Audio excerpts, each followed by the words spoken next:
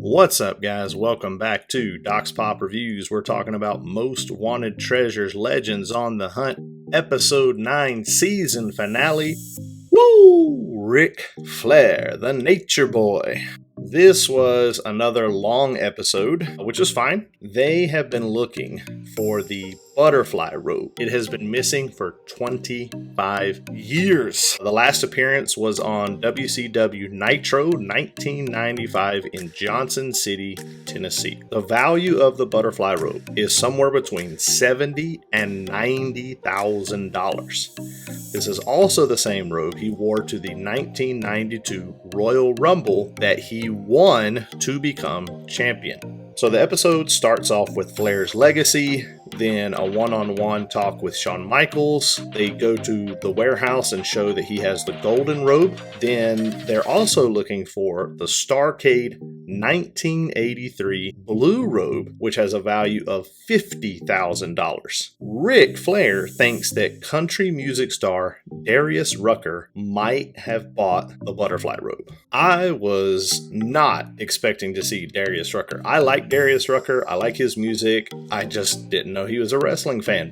So Rick goes to see him. Darius has the bright white Galaxy robe. He does not have the Butterfly Robe, but it was cool to see him. At this point, Ric Flair has zero clue of where this Butterfly Robe could be. AJ Francis now goes to Conrad Thompson, who is Ric Flair's son-in-law, and he's been hunting for this Butterfly Robe just as long. Charlotte Flair answers the door. Charlotte offers to go with AJ to a guy's house named West Potter, who actually has the Starrcade 83 robe. Rick goes to see David Crockett. They talk about the plane crash that they went through. Flair's back was broken. The plane crash actually helped mold Flair into the wrestler he became. AJ and Charlotte show up to West Potter's house. West does have the 83 robe. Here's the question. What would you do? You can tell that West Potter is a true fan. He's a Ric Flair fan. Now, this is where I thought it was kind of odd because it's cool that Charlotte goes, but I feel like for West Potter, it would have been better and a little more motivating if they would have brought Ric Flair with him. But West also has the 1992 Royal Rumble boots, which has a value of $10,000, so that's pretty cool. AJ offers $60,000 for the boots and the robe. This kind of caught me off guard because in earlier episodes, AJ had been offering the lowest amount. Here, AJ offers the highest amount because the robe is worth $50, the boots are worth $10, so he just straight out goes for the highest amount, $60,000. I thought he might have would have offered $40, $45, $50, worked his way up, but he goes straight for $60,000. This could have been editing, but from what we see as an audience member, we see $60,000. West says no. West wants to keep his stuff. Totally respect that, totally understand that, but Charlotte suggests, would you be willing to loan it to us? West says, hey, I'd be okay with that. I want fans to enjoy it too, as long as it comes back to my house. Totally understandable. The search is still on for the Butterfly Robe. Now, let's go back to West for just a second. I'd love to hear your guys' comments on this. Let's say you own the Starrcade 1983 Ric Flair robe and you are a diehard fan of Ric Flair. Would you have given it on loan? Would you have been willing to sell it? Would you have been willing to make a trade? What would you do? I know for me, in that particular circumstance, if Ric Flair had not shown up, I would have said, hey, I'm willing to loan it if I can meet the Nature Boy. Just a simple meet and greet, take a picture with him. I might have been willing to sell it if I could have met Ric Flair in person as well. I don't know, but that's me. What about you guys? Moving on, Rick goes to see Bad Bunny to see if he has a lead on the Butterfly Robe.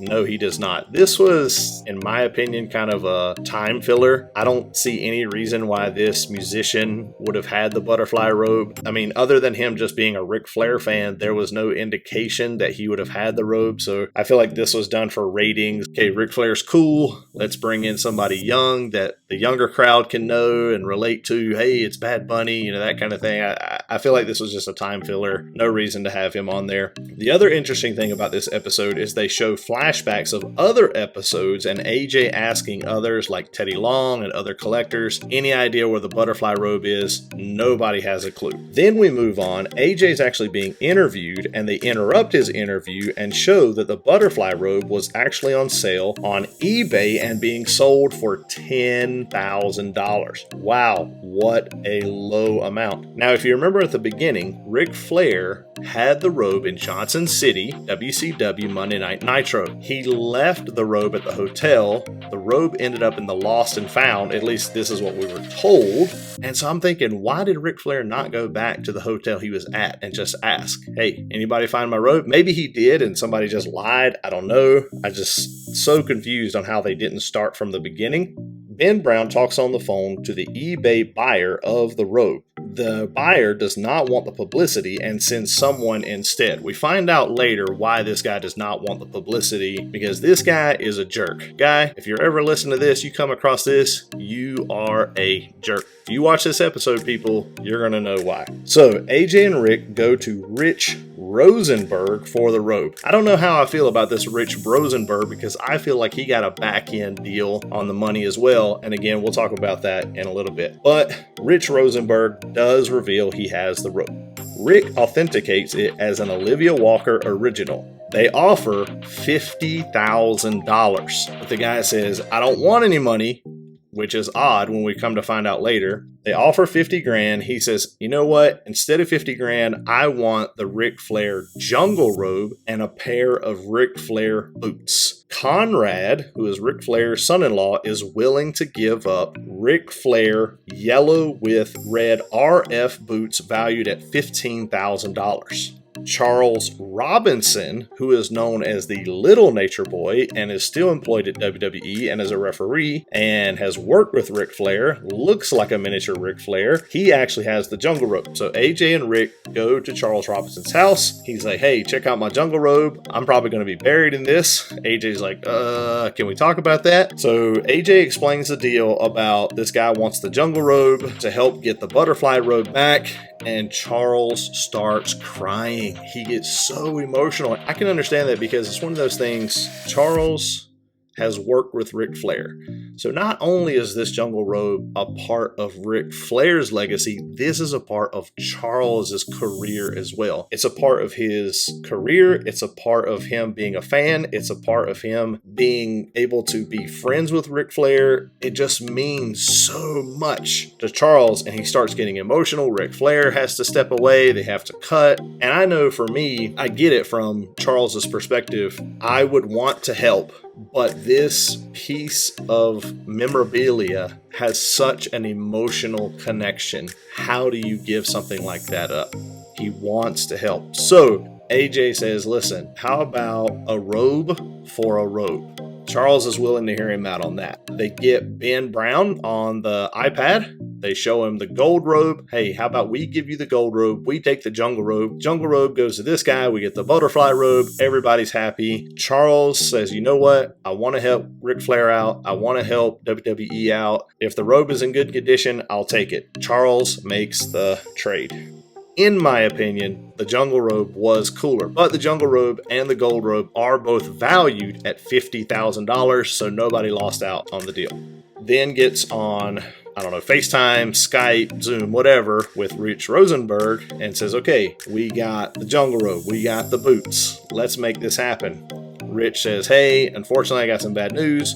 This guy now wants $25,000. So if you add up the jungle robe, the Ric Flair boots, and $25,000, this guy's getting $90,000 value. He only spent $10,000 on this butterfly robe. This now hints to me from the phone conversation about him not wanting the publicity. This guy is not a true fan. He's only out to make money. I think he knew, and probably talking to Rich, they both knew, man, we got this butterfly robe for 10 grand. It's worth way, way, way, way more. Conrad and WWE come to an agreement that they will co-own the robe. Conrad is willing to give the boots and $25,000. Now they meet at a table. Hey, let's make this deal.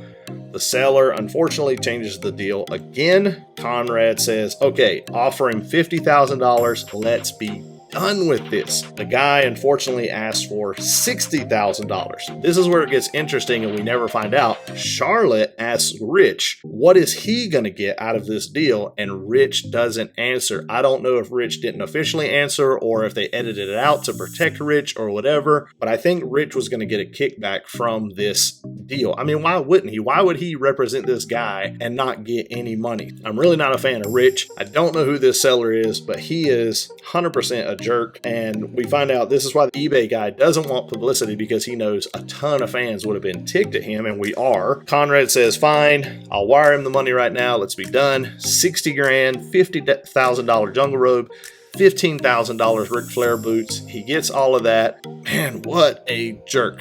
You know, I've said in previous episodes, we don't know what people are going through. This particular situation, it doesn't sound like this guy is struggling for money. It sounds like he's just trying to get every cent possible, because if it was something where he lost his job or he has to pay for a funeral or he's trying to take care of his family, he would not have cared about the jungle robe or the Ric Flair boots. He would have simply just tried to get money. And if he was struggling, he wouldn't have had 10 grand lying around to pay for the initial butterfly robe. So this is not an issue of I need money. This is an issue of I'm going to squeeze every drop out of these guys for this butterfly robe. I know what it means to them. I know they're not going to walk away from it. So I'm going to pull from them, and I just don't like that. What would you guys have done? I know for me, if I would have paid 10 grand for the butterfly robe, I would have at least liked to have been reimbursed that 10 grand. And again, meet Ric Flair, or meet Ric Flair along with another superstar, or get some free warehouse tickets, something around that general area. It would have been really hard to give up the butterfly robe if I had owned it for years and years and years. But this guy only owned it for a couple of weeks, couple of days maybe. We don't know the timeline of the episode, but it wasn't like West from earlier where he had this 1983 Ric Flair robe and he's had it for years. Or like Charles Robinson where he had the jungle robe and he's had it for years. This guy has had it a couple days. He's just looking to make a buck and he didn't want to be humiliated or chased after on TV. He made the right decision not appearing on TV, because I tell you what, a lot of wrestling fans would have been really, really mad at him. I don't wish anything bad on this guy. I don't wish violence on him. We don't need to take it that far. It's not worth someone's life.